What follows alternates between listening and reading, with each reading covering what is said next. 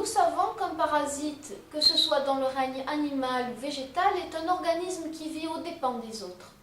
Aux dépens dit bien ce que cela veut dire, c'est-à-dire que le parasite pompe, prend de l'énergie et nuit à l'épanouissement. Un sentiment parasite est un sentiment de substitution.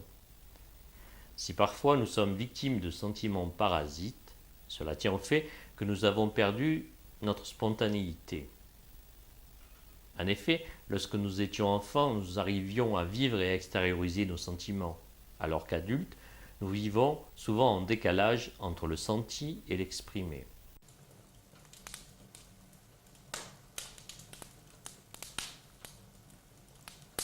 C'est comme si la peur d'être jugé, la peur du regard de l'autre, nous obligeait à tricher, à remplacer le sentiment réel par un sentiment parasite, que nous avons moins de mal à assumer.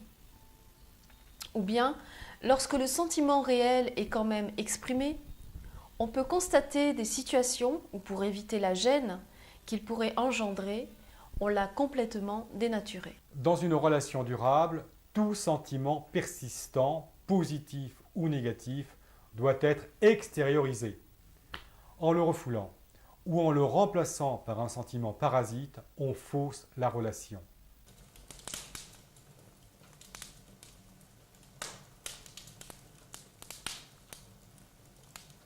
Au niveau de certaines familles, on rencontre fréquemment le désir, pour une histoire de confort, de substituer à la colère un sentiment parasite de culpabilité.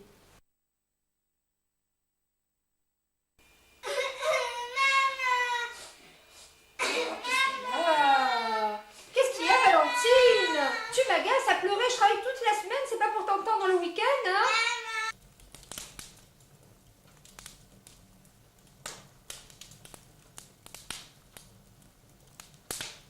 Dans d'autres familles, on va interdire la joie.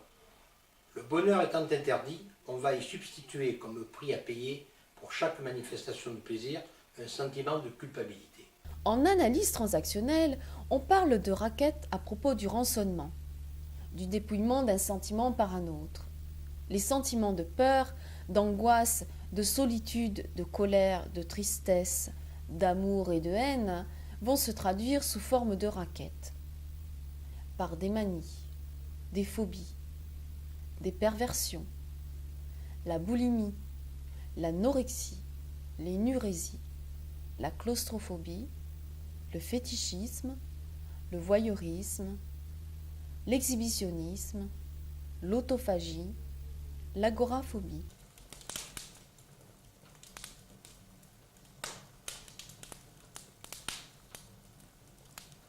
Le racket se constitue de 3 façons.